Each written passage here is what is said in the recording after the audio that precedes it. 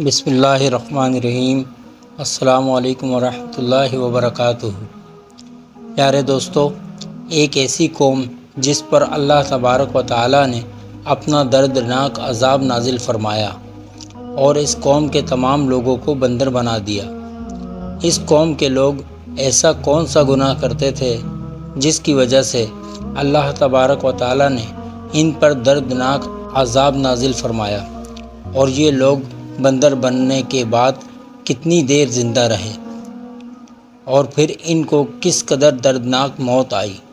جب یہ لوگ بندر بن گئے تو یہ لوگ اپنے عزیز و اقارب کو دیکھ کر ان سے کیا کہتے تھے، اور کیا آج کے دور میں پائے جانے والے بندر اس قوم کی نسل میں سے ہیں؟ ان تمام تر سوالات کے جوابات قرآن و حدیث کی روشنی میں آج کی اس ویڈیو میں ہم آپ کو بتائیں گے، لہٰذا آپ سے گزارش ہے کہ ہماری اس ویڈیو کو اینڈ تک ضرور دیکھیے گا۔ شکریہ۔ انسانوں کے بندر بننے کی ابتدا حضرت داؤد علیہ السلام کے دور سے ہوئی۔ اس واقعے کا پس منظر کچھ یوں ہے۔ حضرت داؤد علیہ السلام اور ان کی قوم سمندر کے کنارے ایلا نامی گاؤں میں رہتے تھے، اور ان کی تعداد 70,000 کے قریب تھی۔ یہ قوم بڑی ہی خوشحال تھی اور اللہ تبارک و تعالیٰ کی فرما بردار قوم تھی۔ اس قوم کو اللہ تبارک و تعالیٰ نے بے شمار نعمتوں سے نوازا تھا۔ ہر طرف سرسبز و شاداب باغات اور ہر طرف ہریالی ہی ہریالی تھی، اور اللہ تبارک و تعالیٰ کی بے پناہ کرم نوازی تھی۔ یہ لوگ اپنی اس زندگی میں بہت ہی خوش تھے۔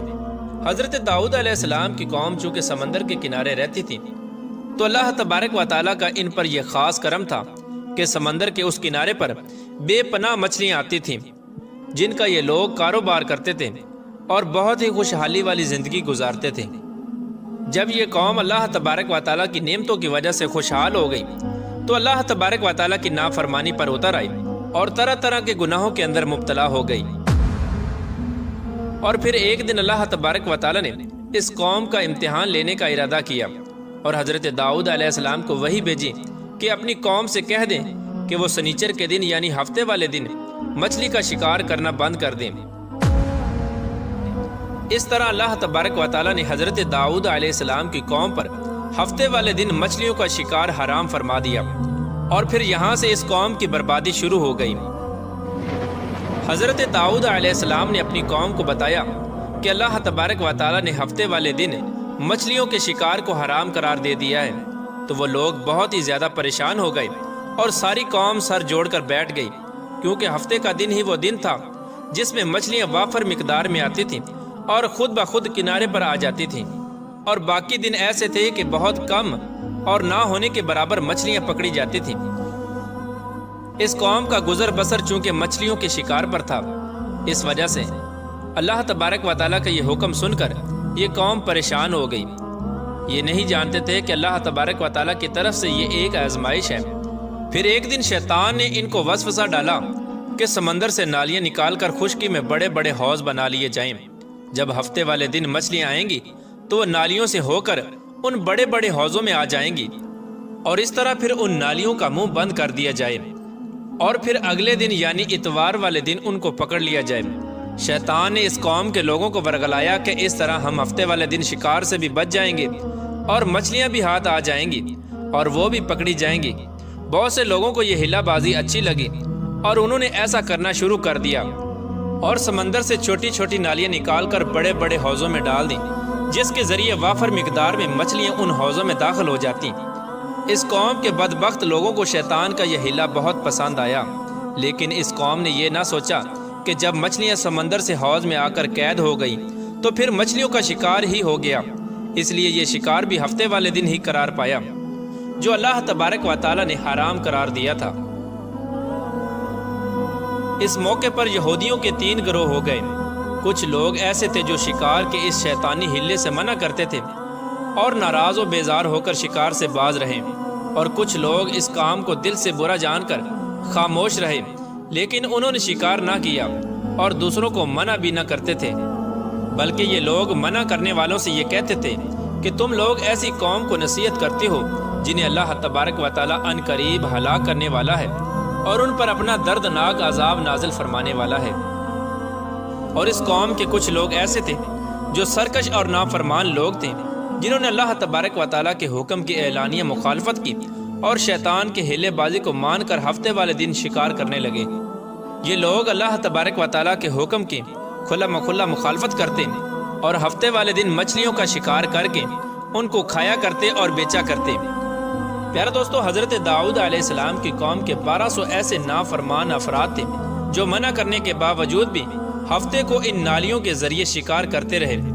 حضرت داؤد علیہ السلام نے ان 1200 نافرمانوں کو اللہ تبارک و تعالیٰ کے عذاب سے ڈرایا کہ وہ اللہ تبارک و تعالیٰ کی اس نافرمانی سے باز آ جائیں، لیکن وہ لوگ باز نہ آئے اور کھلے عام شکار کرنے لگے۔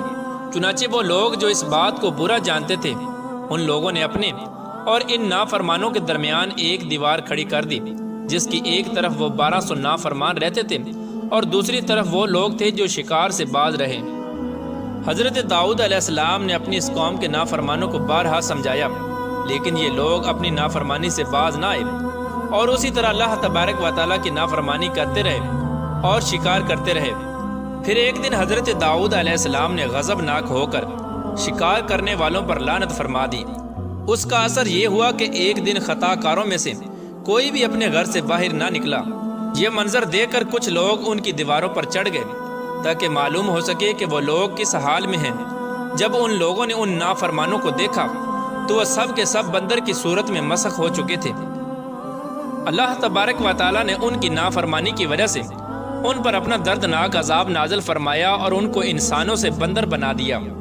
جب لوگ ان مجرموں کا دروازہ کھول کر ان کے گھر میں داخل ہوئے تو وہ بندر اپنے رشتہ داروں کو پہچانتے تھے اور ان کے پاس آ کر ان کے کپڑوں کو سونگھتے تھے اور زاروں کی طرح روتے تھے، لیکن وہ کچھ بول نہ سکتے تھے۔ اللہ تبارک و تعالیٰ کے ان نافرمان بندر بن جانے والے لوگوں کی تعداد 12,000 تھی۔ ان 12,000 لوگوں نے اللہ تبارک و تعالیٰ کی نافرمانی کی اور اللہ تبارک و تعالیٰ نے ان کو بندر بنا دیا، جس طرح کہ اللہ تبارک و تعالیٰ سورہ بقرہ میں ارشاد فرماتا ہے، اور بے شک ضرور تمہیں معلوم ہے تم میں کہ وہ جنہوں نے ہفتے میں سرکشی کی تو ہم نے ان سے فرمایا کہ ہو جاؤ بندر دھتکارے ہوئے۔ اس طرح حضرت داؤد علیہ السلام کی قوم کے 12,000 نافرمان بندر بن گئے۔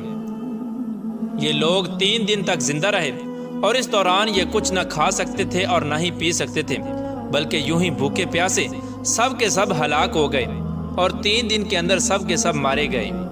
اور وہ لوگ جو ان نافرمانوں کو اللہ تبارک و تعالیٰ کی اس نافرمانی سے منع کرتے تھے، اللہ تبارک و تعالیٰ نے ان کو اس عذاب سے سلامت رکھا، اور وہ لوگ جو اس شکار کو برا جان کر خاموش رہتے تھے، اللہ تبارک و تعالیٰ نے ان کو بھی اس عذاب سے سلامت رکھا۔ پیارے دوستو، اب بات کرتے ہیں کہ آج کے دور کے بندروں میں سے کیا کوئی بندر ان کی نسل میں سے بھی موجود ہے، یا آج کے دور میں پائے جانے والے بندر انہی بندروں کی نسل میں سے ہیں؟ اس کے متعلق روایات میں آتا ہے کہ حضرت عبداللہ بن مسعود رضی اللہ تعالیٰ عنہ سے روایت ہے کہ حضور پاک صلی اللہ تعالیٰ علیہ وآلہ وسلم سے کسی نے سوال کیا کہ آج کے بندر کیا حضرت داؤد علیہ السلام کی قوم سے ہیں؟ تو حضور نبی کریم رؤوف الرحیم صلی اللہ تعالیٰ علیہ وآلہ وسلم نے ارشاد فرمایا کہ اللہ تبارک و تعالیٰ جس قوم پر عذاب بھیجتا ہے یا ان کی شکلوں کو مسخ کرتا ہے تو یہ عذاب انہی پر ہوتا ہے جن پر وہ عذاب نازل ہوا تھا، اور اس کے بعد اللہ تبارک و تعالیٰ ان لوگوں کو ہلاک کر دیتا ہے اور ان کی آگے نسل نہیں بڑھتی۔ اس لیے یہ بات غلط ہے کہ کچھ لوگ یہ سوچتے ہیں کہ آج کے بندروں میں بھی حضرت داؤد علیہ السلام کی قوم کے بندر بننے والوں کی نسل موجود ہے۔ ایسا کچھ بھی نہیں ہے۔ وہ لوگ صرف اور صرف 3 دن زندہ رہے اور اس کے بعد سب کے سب ہلاک ہو گئے، اور اللہ تبارک و تعالیٰ نے اس قوم کے نافرمانوں کو صفحہ ہستی سے مٹا دیا۔ دوستو، یہ تھی ہماری آج کی دلچسپ ویڈیو، جسے آپ نے اپنے دوستوں کے ساتھ اور پیاروں کے ساتھ ضرور شیئر کرنا ہے۔ جزاک اللہ۔ اگر ہماری آج کی ویڈیو پسند آئی ہو تو اس کو ضرور لائک کریں اور کومنٹ سیکشن میں اپنی رائے کا اظہار کریں، اور ہمارے چینل دین کی باتیں اچھی 786 کو سبسکرائب کریں، اور ساتھ ہی لگے بیل کے بٹن کو بھی پریس کریں تاکہ ہماری مستقبل میں آنے والی ویڈیو کا نوٹیفیکیشن ملتا رہے۔ شکریہ۔